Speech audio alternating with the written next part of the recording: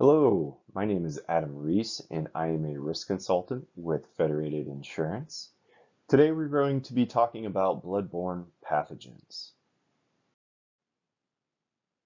Our objectives today are going to be to define bloodborne pathogens, identify workers who are at risk of exposure, identify key aspects of a bloodborne pathogen exposure control plan, describe methods for controlling exposure, and describe steps to take when exposed to a bloodborne pathogen.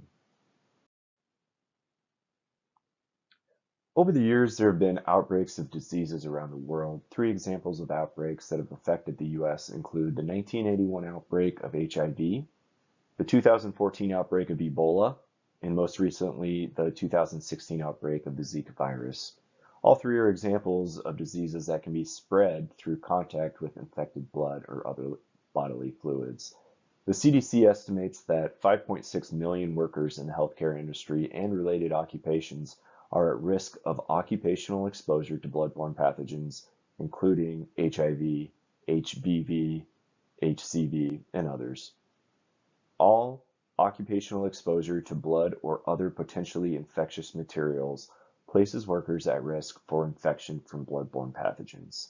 Now you're going to see the acronym OPIM in this presentation a few times. Just remember that that means other potentially infectious materials.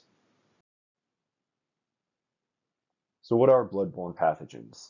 They're infectious microorganisms in human blood that can cause disease in humans.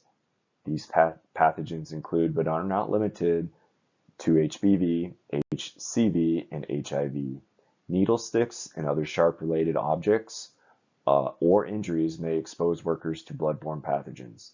Workers in many occupations, including first responders, housekeeping, personnel, nurses, and other healthcare personnel, all may be at risk for exposure to bloodborne pathogens. Let's talk about hepatitis B, or HBV for short.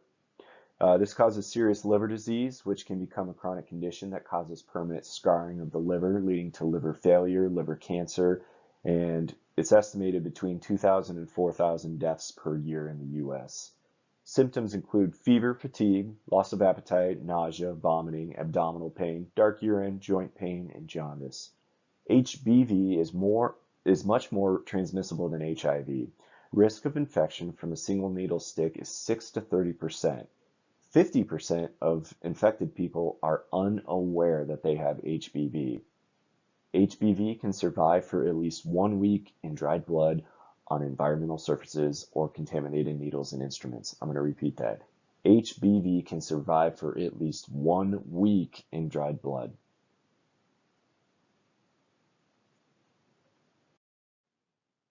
Hepatitis C. Hepatitis C causes chronic illness, attacks the liver, and leads to inflammation. Chronic infection develops in 75 to 85% of patients, with 70% developing active liver disease, which can result in long-term health problems and even death. Symptoms include fever, fatigue, loss of appetite, nausea, vomiting, abdominal pain, dark urine, joint pain, and jaundice. Approximately 3.2 million people infected in the U.S. Most have no symptoms and don't know they are infected until decades later when liver damage shows up in routine tests. Human immunodeficiency virus, or HIV. This causes acquired immunodeficiency syndrome, or AIDS, and attacks the immune system cells, weakening and eventually destroying the immune system, and thus leaving the body at a higher risk for developing more serious conditions such as pneumonia or cancer. Nearly 7,000 people died from HIV and AIDS in the U.S. Per year. It's estimated that more than 1.1 million people are living with HIV. Close to 1 in 5 are unaware they are infected, and once infected, the human body cannot get rid of HIV completely. Some people experience flu-like symptoms: fever, chills, rash, night sweats, muscle aches, sore throat, fatigue, swollen lymph nodes, or mouth ulcers 2 to 4 weeks after infection, while others may not even feel sick. HIV does not survive long outside of the host and cannot produce or reproduce outside of the host. There are also other bloodborne diseases that you might have heard of. Zika virus does come to mind, and Ebola virus. I know Zika virus can cause a lot of issues if the host is pregnant. Most of these are going to be rare in the US. They circulate in the blood for prolonged periods during at least some phases and therefore are capable of being transmitted through blood or other potentially infectious materials. This is a list of other bloodborne diseases. Some of them that you might be familiar with would be syphilis and malaria are the ones that really jump out to me.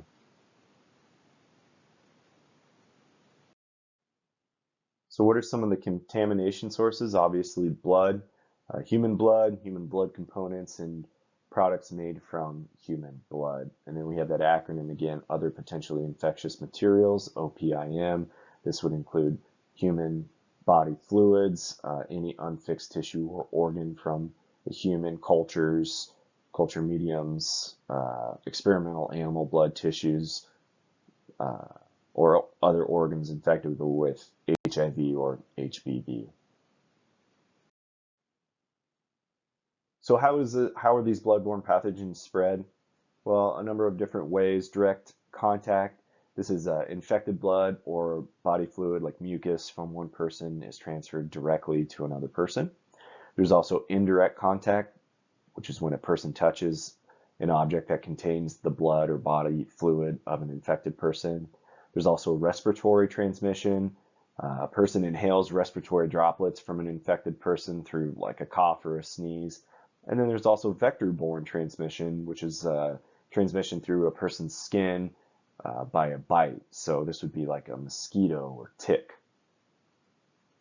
So some examples would be contact with another person's body, blood or bodily fluid that may contain blood, accidental injury by contaminated sharps or needles, contact with open cuts, nicks, and abrasions, contact with mucous membranes in eyes, mouth, nose, and ears, industrial accident, administering first aid, post-accident cleanup, janitorial, or maintenance work. So in most work situations, transmission is most likely to occur because of accidental puncture from contaminated needles, broken glass, or other sharps, contact between broken or damaged skin and infected bodily fluids, or contact between mucous membranes and infected body fluids. For example, if someone infected with HBV cut their finger on a piece of glass, and then you cut yourself on the now infected piece of glass, it's possible that you could contract the disease. Anytime there's a blood-to-blood contact with infected blood or body fluids, there's a slight potential for transmission. Unbroken skin forms an impervious barrier against bloodborne pathogens. However, infected blood can enter your system through open sores, cuts, abrasions, acne, and I always find this interesting, any sort of damage or broken skin such as a sunburn or blisters. Bloodborne pathogens may also be transmitted through the mucous membranes of the eyes, nose, and mouth. For example, a splash of contaminated blood to your eye, nose, or mouth could result in transmission. Some occupational exposures. Obviously, first responders, physicians, nurses are going to be some of the main people. CDC estimates that 5.6 million workers in healthcare and related occupations are at risk. So all occupational exposure to blood or OPIM places workers at risk. Now this slide just shows two graphs. The graph on the left is going to be who is at risk for injury. So this comes from the National Surveillance System for Healthcare Workers, and it shows that nurses sustain the highest number of percutaneous injuries. But physicians, technicians, laboratory staff, they're all going to be included in that. And the right-hand graph is going to be where those transmissions are actually occurring, with most 40% being inpatient. You can break that down into the surgical ward and also the intensive care unit. So how do we protect ourselves against this exposure? Well, you create an exposure control plan. It's a written plan to eliminate or minimize occupational exposures. You're supposed to review it and update it at least annually, or whenever you have a modified task, or if you have a new employee. So what are some elements that are required on this exposure control plan? Well, you really should have a potential exposure determination, safe work practices, changes in technology that reduce and eliminate exposure, decontaminating equipment, selecting and using PPE, personal protective equipment, handling biohazard waste, labels and signs, training requirements, record keeping requirements, and then the annual review and update if necessary. So an exposure control plan is designed to identify in writing tasks and procedures as well as job classifications where occupational exposure to blood or other potentially infectious materials occurs. This evaluation should be without regard to personal protective clothing and equipment. It must also set forth a schedule of implementing other provisions of OSHA's bloodborne pathogen standard and specify the procedure for evaluating circumstances surrounding exposure incidents. The plan must be accessible to employees and available to OSHA. Employers must review and update it at least annually and more often if necessary to accommodate workplace changes. An exposure control plan is important because it helps you protect your workers from exposure to blood and OPIM. By protecting your workers, you also control exposure incident costs. An exposure control plan is meant to be a living document used as a source of information for answering bloodborne pathogen-related questions and to help ensure exposure control activities are in place. If exposures to blood and OPIM are reasonably anticipated, you are required by the Occupational Safety and Health Administration a bloodborne pathogens standard to develop an exposure control plan. Be sure your facility's exposure control plan meets OSHA's criteria. It's got to be written specifically for your facility.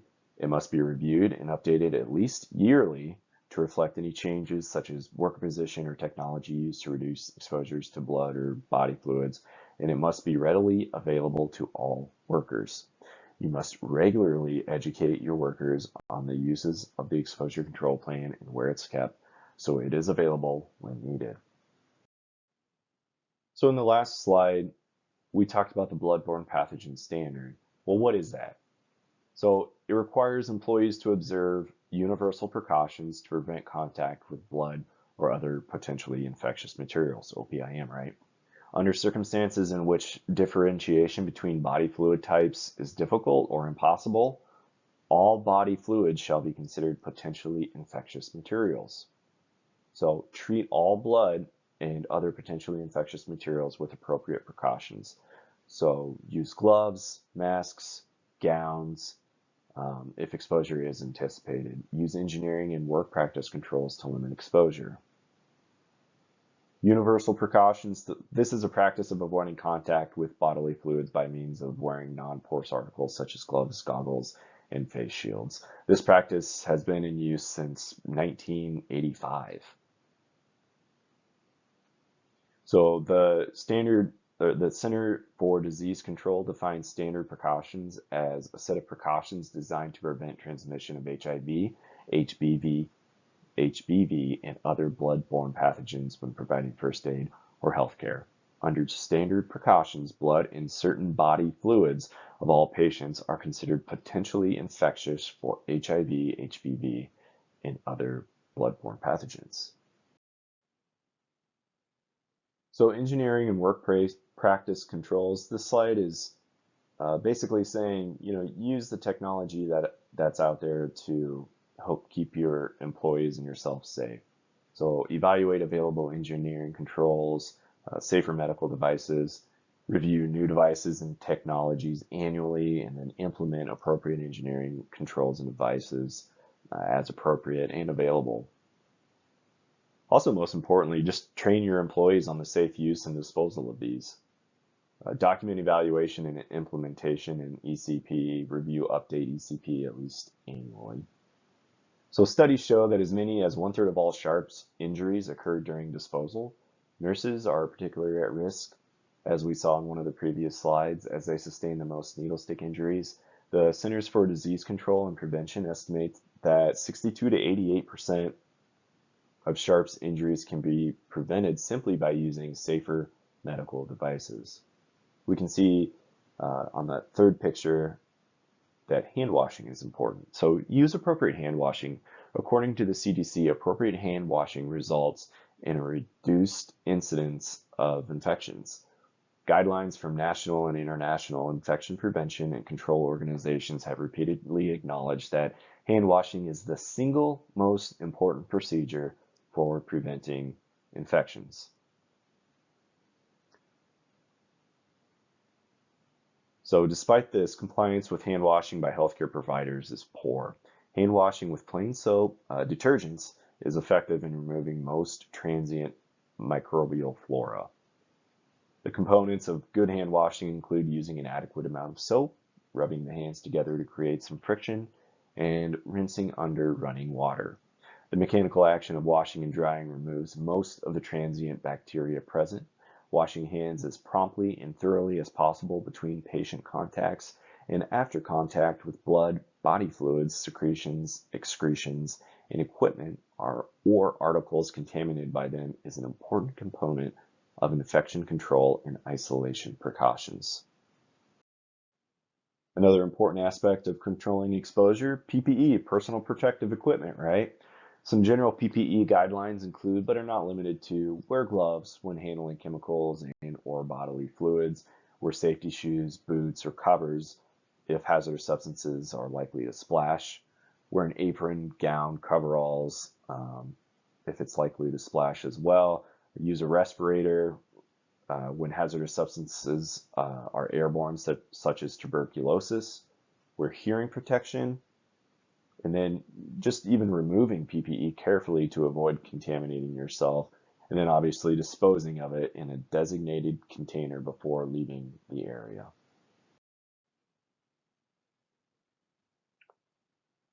To ensure the greatest possible protection for employees in the workplace, the cooperative efforts of both employers and employees will help in establishing and maintaining a safe and healthful work environment. In general, employers are responsible for performing a hazard assessment of the workplace to identify and control physical and health hazards, also identifying and providing appropriate PPE for employees, training employees in the use and care of the PPE, maintaining the PPE, including replacing worn or damaged PPE, and periodically reviewing, updating, and evaluating the effectiveness of the PPE program.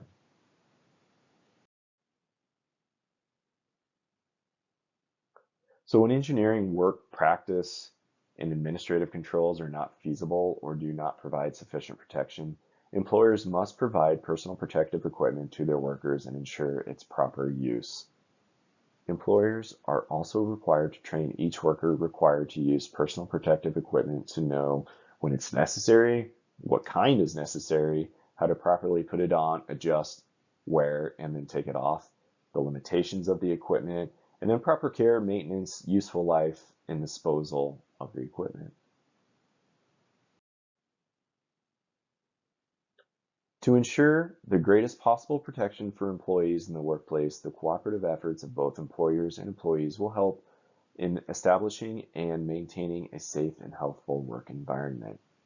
In general, employees are responsible for properly wearing the PPE, attending training sessions on PPE, care for, clean, and maintain PPE, and then also inform a supervisor if the need to repair or replace PPE is present.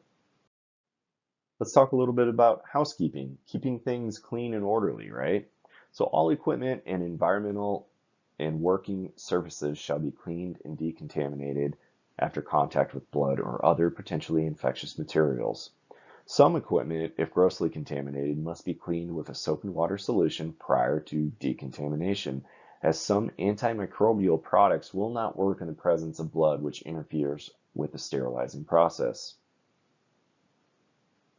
Protective coverings such as plastic wrap or aluminum foil shall be removed and replaced as soon as possible when they become overtly contaminated or at the end of a work shift if they have become contaminated during that shift. All bins, pails, cans, and similar receptacles intended for reuse which have a reasonable likelihood for becoming contaminated with blood or other potentially infectious material, shall be inspected and decontaminated on a regularly scheduled basis and cleaned and decontaminated immediately or soon as feasible upon visible contamination. Broken glassware which may be contaminated must not be picked up directly with hands. Use mechanical means such as a brush, a dustpan, tongs, or forceps. So this slide is talking about the cleanup and decontamination of a potential exposure. And it's important just to read labels for the disinfectants that you're using. There might be some special instructions. So on some of these labels that OSHA has seen, they're going to require personal protection devices for the worker performing the task. That all blood must be cleaned thoroughly before applying disinfectant, that the disposal of the infectious waste is in accordance with federal, state, or local regulations, and that the surface is left wet with the disinfectant for 30 seconds for HIV and 10 minutes for HBV. Regulated waste disposal. The Bloodborne Pathogens standard uses the term regulated waste to refer to the following categories of waste which require special handling: liquid or semi-liquid blood or OPIM, items contaminated with blood or OPIM, in which would release these substances in a liquid or semi-liquid state if compressed. 3. Items that are caked with dried blood or OPIM and are capable of releasing these materials during handling. 4. Contaminated sharps. And 5. Pathological and microbiological waste containing blood or OPIM. It's the employer's responsibility to determine the existence of regulated waste. This determination is not based on actual volume of blood, but rather on the potential to release blood, for example, when compacted in a waste container. If OSHA determines on a case-by-case basis that sufficient evidence of regulated waste exists, either through observation, an example would be a pool of liquid in the bottom of the container or dried blood flaking off during handling, or based on employee interviews, citations may be issued if the employer does not comply with the provisions of the standard in regulated waste. Regulated waste shall be placed in containers which are closable, constructed to contain all contents and prevent leakage of fluids during handling, storage, transport, or shipping, labeled or color-coded in accordance with the standard, and closed before removal to prevent spillage or protrusion of contents during handling, storage, transport, or shipping. If outside contamination of the regulated waste container occurs, it shall be placed in a second container. The second container shall be closable, constructed to contain all contents and prevent leakage of fluids during handling, storage, transport, or shipping, also labeled and then also closed before removal. Disposal of all regulated waste shall be in accordance with applicable regulations in the U.S. and territories and political subdivisions of the states and territories. Laundry. Contaminated laundry means laundry which has been soiled with blood or other potentially infectious materials or may contain sharps. Contaminated laundry shall be handled as little as possible with a minimum of agitation. Contaminated laundry shall be bagged or containerized at the location where it was used and shall not be sorted or rinsed in the location of use. Other requirements include contaminated laundry shall be placed and transported in bags or containers that are labeled or color-coded. When a facility utilizes universal standard precautions in the handling of all soiled laundry, alternative labeling or color coding is sufficient if it permits all employees to recognize the containers as requiring compliance with universal or standard precautions. So mainly making sure that everybody's on the same page. Whenever contaminated laundry is wet and presents a reasonable likelihood of a soak-through or leakage from the bag or container, the laundry shall be placed and transported in bags or containers which prevent soak-through and or leakage of those fluids to the exterior. The employer shall ensure that employees who have contact with contaminated laundry wear protective gloves and other appropriate personal protective equipment. When a facility ships contaminated laundry off-site to a second facility which does not utilize universal precautions in the handling of all laundry, the facility generating the contaminated laundry must place such laundry in bags or containers which are labeled and color-coded. Employees are not permitted to take their protective equipment home and launder it.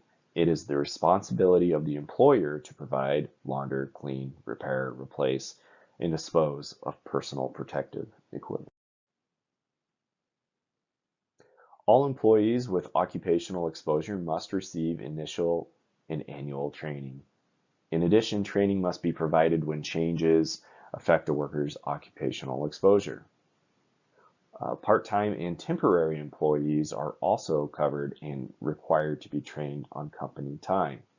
This training shall contain at a minimum the following elements: an accessible copy of the regulatory text of the standard and an explanation of its contents, a general explanation of the epidemiology and symptoms of bloodborne diseases, an explanation of the modes of transmission of bloodborne pathogens, an explanation of the employer's exposure control plan and the means by which the employee can obtain a copy of the written plan, an explanation of the appropriate methods for recognizing tasks and other activities that may involve exposure to blood and other potentially infectious materials, an explanation of the use and limitations of methods that will prevent or reduce exposure, including appropriate engineering controls, work practices, and personal protective equipment.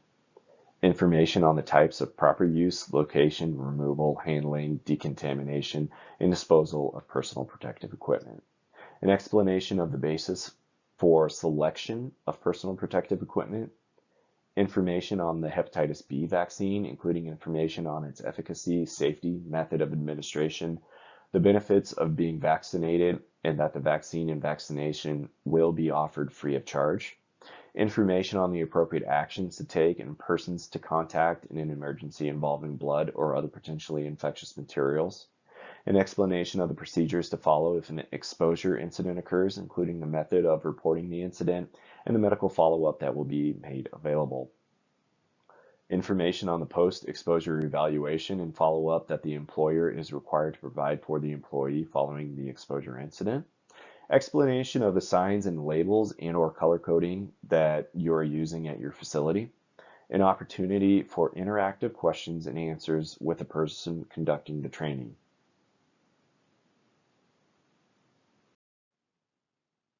All right, the hepatitis B vaccine.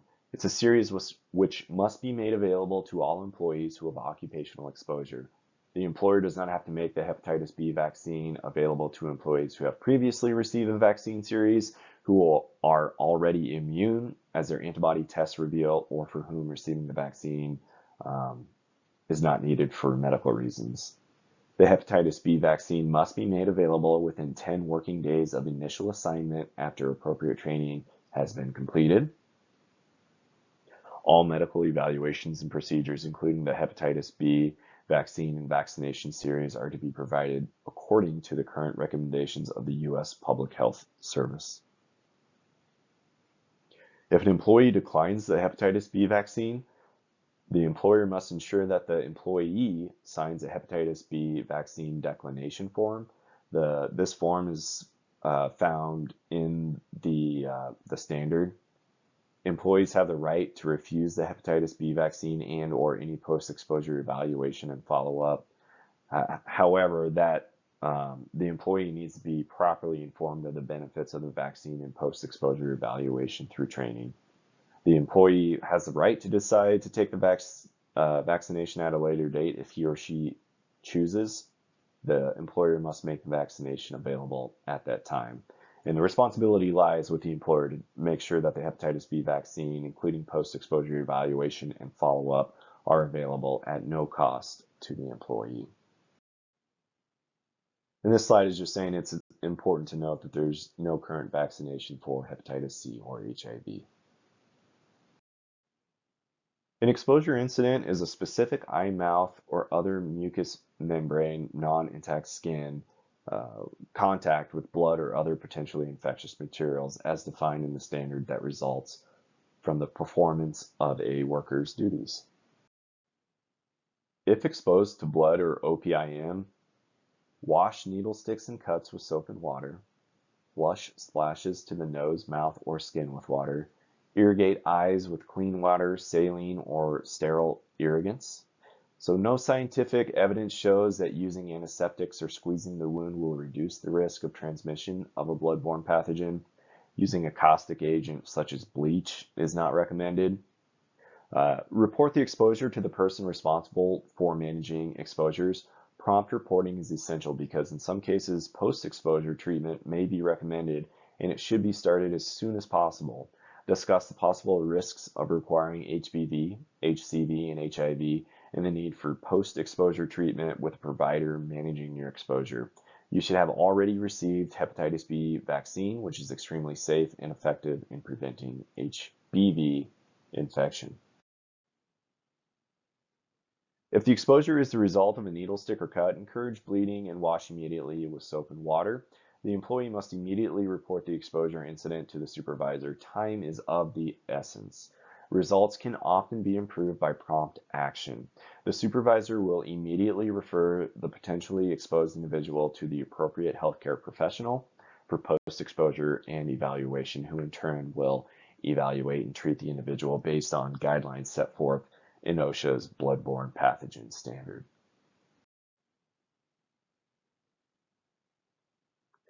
Confidential medical evaluation and follow-up. So immediately make available to the exposed worker a confidential medical evaluation and follow-up. So document the routes of exposure and circumstances of the exposure incident. Identify and document source, individual, unless unfeasible or prohibited.